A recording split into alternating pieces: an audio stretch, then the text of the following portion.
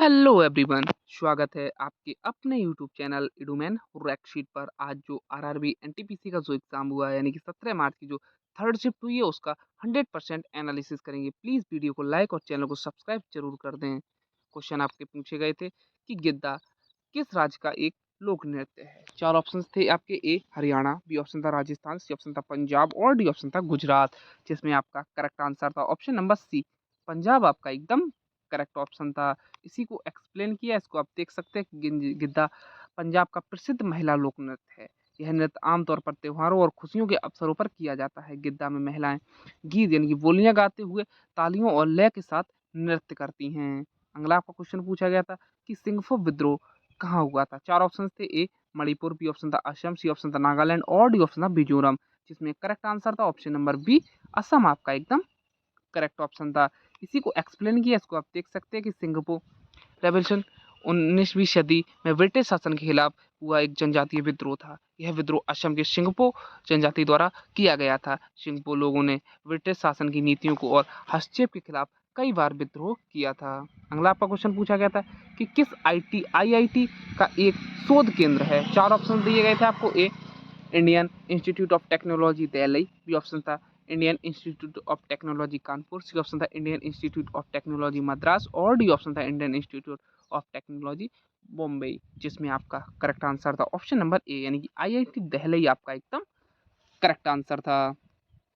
इसी को एक्सप्लेन किया, इसको आप देख सकते हैं कि Indian Institute of Technology Delhi के कई रिसर्च सेंटर जैसे टेक्नोलॉजी, ऊर्जा, एआई आदि के क्षेत्र में स्थापित हैं।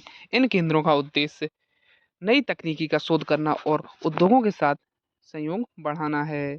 अगला आपका क्वेश्चन पूछा गया था नगर पालिकाओं के सदस्य कितनी अवधि के लिए चुने जाते हैं। चार ऑप्शन थे: ए 3 वर्ष, बी ऑप्शन था 4 वर्ष, सी ऑप्शन था 5 वर्ष और डी ऑप्शन था 6 वर्ष, जिसमें करेक्ट आंसर था ऑप्शन नंबर सी, 5 वर्ष के लिए इसका एकदम करेक्ट ऑप्शन था। इसी को एक्सप्लेन किया, इसको आप देख सकते हैं कि भारत में नगर पालिकाओं की अवधि 5 वर्ष की होती है। यह प्रावधान 74 कॉन्स्टिट्यूशन अमेंडमेंट एक्ट 1992 के तहत किया गया था।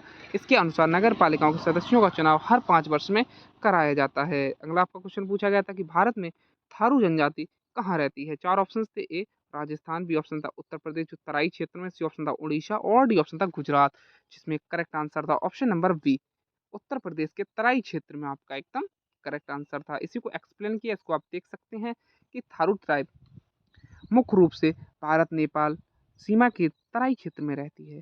भारत में इनकी सबसे अधिक जनसंख्या उत्तर प्रदेश के लखीमपुर खेरी, बहराइच, श्रावस्ती और बलरामपुर जैसे जिलों में पाई जाती है। इसके अलावा कुछ थारू जनजाति उत्तराखंड और बिहार के तराई क्षेत्रों में भी रहती है। अगला आपका क्वेश्चन पूछा गया था, इससे पहले प्लीज़ वीडियो को लाइक और चैनल को सब्सक्राइब जरूर करें। क्वेश्चन था आपका निम्नलिखित में से कौन सा घन लोक वाद्य यंत्र नहीं है। चार ऑप्शन थे आपके: ए मंजीरा, बी ऑप्शन था मृदंग और सी ऑप्शन था जाल तरंग और डी ऑप्शन था खरता, जिसमें आपका करेक्ट आंसर था ऑप्शन नंबर बी, मृदंगम इसका एकदम करेक्ट आंसर था।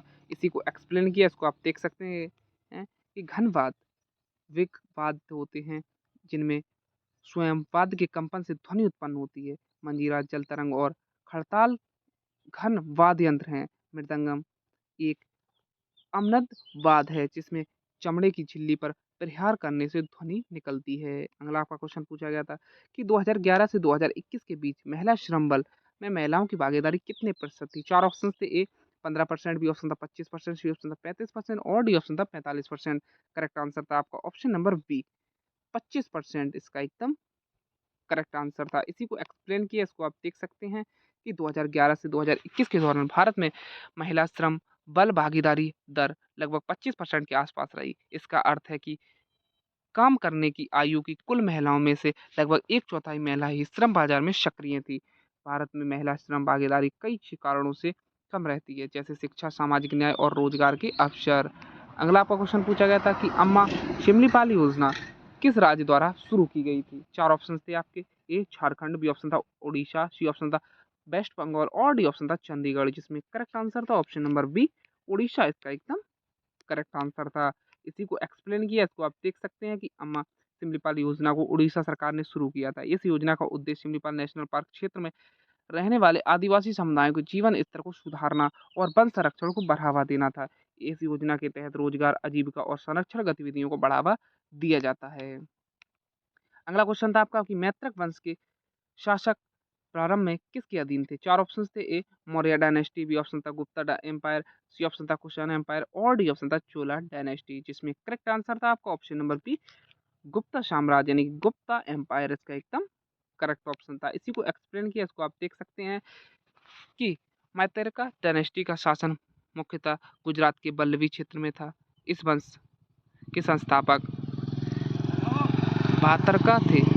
भारत में मैत्रक शासक जो गुप्ता एम्पायर के अधीन सैन्य अधिकारी सेनापति थे। बाद में गुप्त साम्राज्य कमजोर होने पर उन्होंने स्वतंत्र भारत स्थापित कर लिया। अगला आपका क्वेश्चन पूछा गया था कि नीति आयोग का जो ASSET का कार्यक्रम किससे संबंधित है? 4 ऑप्शन थे आपके। ए कृषि विज्ञान, बी ऑप्शन था ऊर्जा क्षेत्र में संपत्तियों की निगरानी और मूल्यांकन, सी ऑप्शन था शिक्षा सुधार और डी ऑप्शन था स्वास्थ्य सेवाएं, जिसमें करेक्ट आंसर था ऑप्शन नंबर बी ऊर्जा क्षेत्र में संपत्तियों की निगरानी और मूल्यांकन इसका एकदम करेक्ट ऑप्शन था। इसी को एक्सप्लेन किया कि नीति आयोग का जो जो assessment of state energy efficiency and sustainability trends कार्यक्रम राज्यों के ऊर्जा क्षेत्र की संपत्ति और दक्षता की निगरानी से संबंधित है। इसका उद्देश्य ऊर्जा उपयोग की दक्षता बढ़ाना और राज्यों के ऊर्जा प्रदर्शन का मूल्यांकन करना है। इससे ऊर्जा नीति और सतत विकास का बेहतर बनने में मदद मिलती है। अगला क्वेश्चन था आपका कि एल्यूमिनियम में अन्य धातु को मिलाने के लिए जो खाली जगह होती है उसे क्या कहते हैं? 4 ऑप्शन थे आपको। ए क्रिस्टल दोष, बी ऑप्शन था अंतर्राष्ट्रीय स्थान, सी ऑप्शन था वैकेंसी और डी ऑप्शन था आयनिक बंध, जिसमें करेक्ट आंसर था ऑप्शन नंबर बी अंतर्राष्ट्रीय स्थान इसका एकदम करेक्ट आंसर था, यानी कि ऑप्शन नंबर बी इसका एकदम करेक्ट ऑप्शन था। इसी को एक्सप्लेन किया है कि धातुओं की क्रिस्टल संरचना में बहुत छोटी छोटी खाली जगहें होती हैं। इन खाली जगहों को अंतर्राष्ट्रीय स्थान कहा जाता है। जब किसी धातु जैसे एल्यूमिनियम में दूसरी धातु या तत्व मिलाया जाता है तो वह इन्हीं अंतर्राष्ट्रीय स्थानों में प्रवेश करके मिश्र धातु बनता है। अगला आपका क्वेश्चन पूछा गया था कि स्वदेशी सेवक होम किस संगठन से संबंधित है? 4 ऑप्शन थे आपके। ए भारतीय राष्ट्रीय कांग्रेस, बी ऑप्शन था आर्य समाज, सी ऑप्शन था सर्वेंट्स ऑफ इंडिया सोसाइटी और डी ऑप्शन था ब्रह्म समाज, जिसमें करेक्ट आंसर था option number C Servants of India Society इसका एकदम करेक्ट ऑप्शन था। इसी को एक्सप्लेन किया, इसको आप देख सकते हैं कि गोपाल कृष्ण गोखले ने सर्वेंट्स ऑफ इंडिया सोसाइटी की स्थापना 1905 में की थी। स्वदेशी सेवक होम किसी संस्था से संबंधित था। इसका उद्देश्य देश में सेवा के लिए युवाओं को तैयार करना और सामाजिक सुधार को बढ़ावा देना था। अगला आपका क्वेश्चन पूछा गया था कि भारतीय संविधान का कौन सा अनुच्छेद मध्यस्थता द्वारा अंतर्राष्ट्रीय विवादों के निपटारे को बढ़ावा देता है? ऑप्शन थे। ए अनुच्छेद 38, बी ऑप्शन था अनुच्छेद 44, सी ऑप्शन था अनुच्छेद 51 और डी ऑप्शन था अनुच्छेद 356, जिसमें करेक्ट आंसर था ऑप्शन नंबर सी अनुच्छेद 51 इसका एकदम करेक्ट ऑप्शन था। इसी को एक्सप्लेन किया, इसको आप देख सकते हैं कि article 51 of the constitution of India राज्य के नीति निर्देशक सिद्धांतों यानी कि DPSP में शामिल है। यह अनुच्छेद भारत को अंतर्राष्ट्रीय शांति और सुरक्षा को बढ़ावा देने तथा मध्यस्थता द्वारा अंतर्राष्ट्रीय विवादों के समाधान और प्रोत्साहित करने के लिए कहता है। इसका उद्देश्य दुनिया में शांतिपूर्ण संबंध और सहयोग को बढ़ाना है। अगला आपका क्वेश्चन पूछा गया था कि एंटासिड का क्या काम रहता है? 4 ऑप्शन थे। ए शरीर का तापमान कम करता, बी ऑप्शन था पेट के अम्ल को सक्रिय करता है, सी ऑप्शन था रक्तचाप कम करता है और डी ऑप्शन था पाचन एंजाइम बढ़ाता है, जिसमें करेक्ट आंसर था ऑप्शन नंबर बी पेट के अम्ल जो एसिड को निष्क्रिय करता है इसका एकदम करेक्ट ऑप्शन था। इसी को एक्सप्लेन किया, इसको आप देख सकते हैं। एनासिड ऐसी दवाएं हैं होती हैं जो पेट में बनने वाले अतिरिक्त अम्लों को निष्क्रिय करती हैं। इनका उपयोग एसिडिटी, गैस और जलन जैसी समस्याओं में किया जाता है। सामान्य एंटासिड में मैग्नीशियम हाइड्रोक्साइड, एल्यूमिनियम और हाइड्रोक्साइड आदि होते हैं। अगला क्वेश्चन आपका पूछा गया था कि इंडियन नेशनल आर्मी के सुभाष चंद्र बोस के पहले प्रमुख नेता कौन थे? 4 ऑप्शन थे आपके।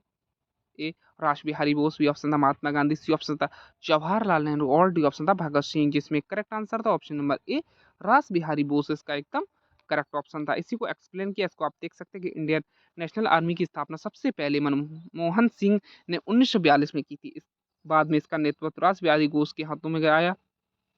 1943 में सुभाष चंद्र बोस के आने के बाद INA का नेतृत्व उन्हें सौंप दिया गया था।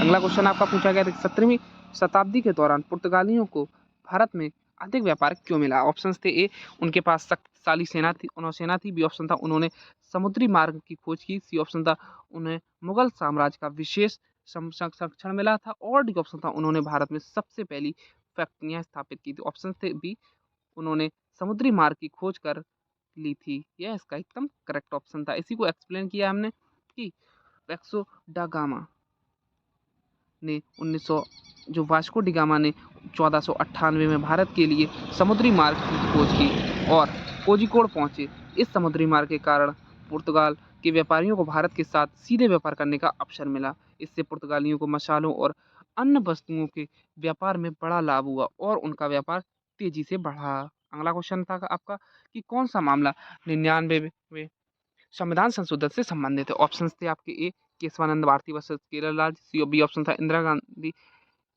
बनाम राजा नारायण, जो इंदिरा नेहरू गांधी बनाम राजा नारायण। सी ऑप्शन था, supreme Court Advocates on Record Association बनाम भारत संघ 2015 और मेनका गांधी वर्सेस बनाम भारत संघ, जिसमें करेक्ट आंसर था option number C, Supreme Court Advocates on Record Association बनाम भारत संघ 2015 इसका एकदम करेक्ट आंसर था। इसी को एक्सप्लेन किया, इसको आप देख सकते हैं कि 99 कॉन्स्टिट्यूशन अमेंडमेंट एक्ट 2014 के तहत नेशनल जुडिकल अपॉइंटमेंट्स कमीशन बनाया गया था। 2015 में सुप्रीम कोर्ट ने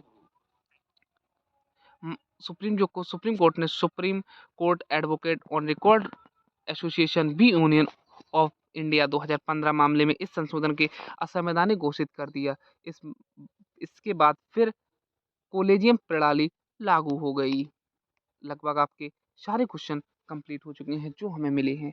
जो हमें क्वेश्चंस मिले हैं, हमने उसका 100% एनालिसिस किया। इसके लिए प्लीज़ वीडियो को लाइक और चैनल को सब्सक्राइब जरूर कर दें।